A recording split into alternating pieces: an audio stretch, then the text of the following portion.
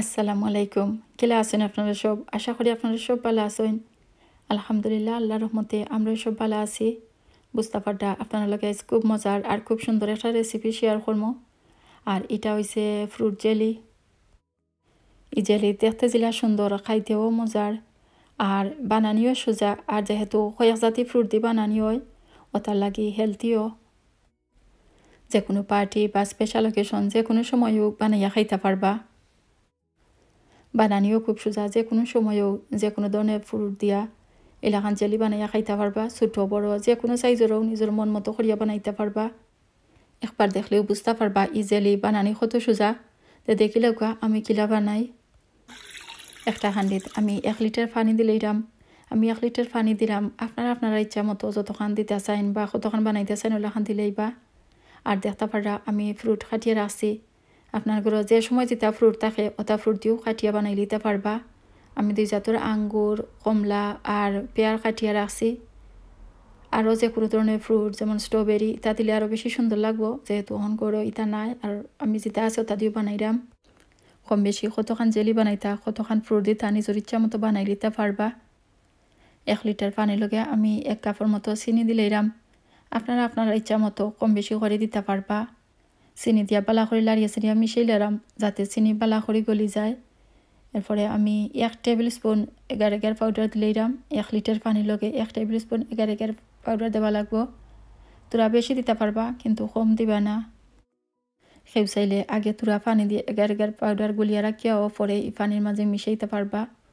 দেখতে পারটা আমি এগার এগার পাউডার দিয়া বালা করে লাড়িয়ে চাড়িয়ে মিশাই লইলাম। পানি জালইয়া ফুটিয়া উঠি গেলে আমি চুলাটাকে নামাই লইমু। দেখতে পারটা পানি আমি নামাই লইছি আর বাক্কা গরম রইছে অত বেশি ঠান্ডা হইছে না, কিন্তু কিছুটা ঠান্ডা হইছে। আর অন্তাকি কিছু পানি আমি দিলাইরাম দেখতে পারটা ও মোল্ডের মাঝে দিলাইরাম। আপনারা ইচ্ছা মতো ছোটো বড় বোল বাটি যে কোনো ধরনের মোল্ড ইউজ করতে পারবা। দেখতে পারটা এই বোল্ডের শেপ আর একটু বেশি খাজ কাটা, ওটার লাগি বালা করে খেয়াল করি জেলি বানানোর আগে এই মোল্ডে বালা করে তেল দিয়ে ব্রাশ করে নেওয়া লাগবো। আর এলাকান তেল ব্রাশ করলে এই মোল্ড থাকি খুব তাড়াতাড়ি সুন্দরভাবে জেলি ছুটিয়ে আইব। তোরা স্ট্রবেরি ডিপ ফ্রিজও আসলো আমি বার করে লাইছি।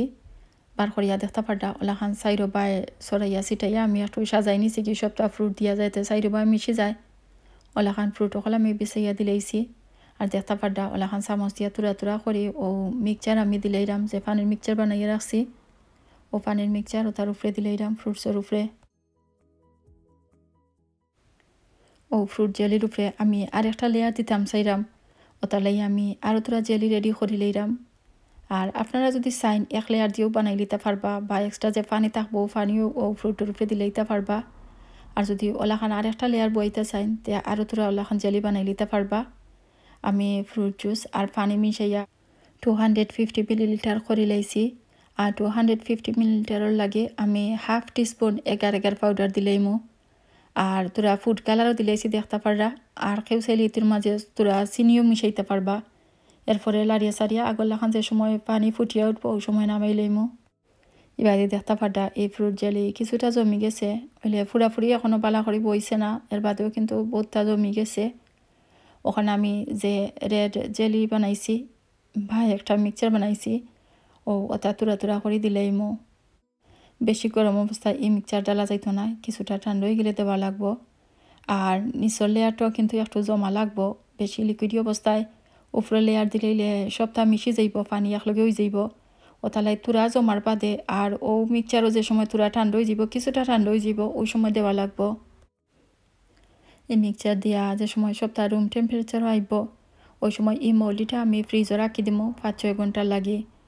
আর কেউ চাইলে আরও বেশি সময় রাখতে পারবা, এতে করে বালা করে ঠান্ডা হইব আর খাইতেও ভালো লাগবো। 5-6 ঘন্টা পরে ফ্রিজ থাকি বার করে লইমু। 5-6 ঘন্টা পরে ফ্রিজ থাকি বার করে দেখতে পারটা আমি একটা বাটার নাইফ দিই ওলাখানে একটি এই মোলটাকে একটু ছুটানোর চেষ্টা করবো। বেশি শার্প নাইফ নিবা না, ওলাখানে একটা বাটার নাইফ দিয়ে ওইলাখান ছুটাইয়া নেওয়া লাগবো। দেখতে পারটা প্রত্যেকটা কোনা থাকি আমি একটু একটু করি আস্তে আস্তে ইয়ে করলাম যাতে জেলিটা কাটে না বা ভাঙে না। এরপরে মন মতো যে কোনো ধরনের প্লেট ডিশ আছে তা ওলাখান এই মোল্ডের উপরে তৈয়া এটারে উল্টাইয়া আমি দেখতে পারটা একটু হাত দিয়ে ওখানে চাপ দিলাম যাতে সুন্দরভাবে এই মোলটাকে ছুটিয়ায়। দেখতে পাটা খুব সুন্দরভাবে সুন্দর একটা জেলি হয়ে গেছে, ফ্রুট জেলি হয়ে গেছে। আর দেখতে আসলে সুন্দর লাগে, খালি ক্যামেরাত নাই, এমনিও কিন্তু খুব সুন্দর লাগছে। দেখতে পাটা জেলি রেডি হয়ে গেছে। এখন ঠান্ডা ঠান্ডা খালি পরিবেশন করা। আর বুঝতে পাটা গরমের দিন ওইলা খান মজার জেলি খাইতে কত ভালো লাগবো, খুব মজা লাগবো, ভালোও লাগবো। আশা করি আপনার কাছে আমার আজকের রেসিপিটা ভালো লাগবো। আর ভালো লাগলে একটা লাইক দিবা, শেয়ার করবা আর কমেন্ট করে জানাইবা কিলা লাগছে। আর যারা এখনও আমার চ্যানেলে সাবস্ক্রাইব করছেন না, প্লিজ সাবস্ক্রাইব করবা। আর যারা অলরেডি সাবস্ক্রাইব করছেন তারারে অসংখ্য ধন্যবাদ। সব ভালো থাকুকা, সুস্থ থাকুকা। আজকের মতো বিদায় নিলাম। আল্লাহ হাফেজ।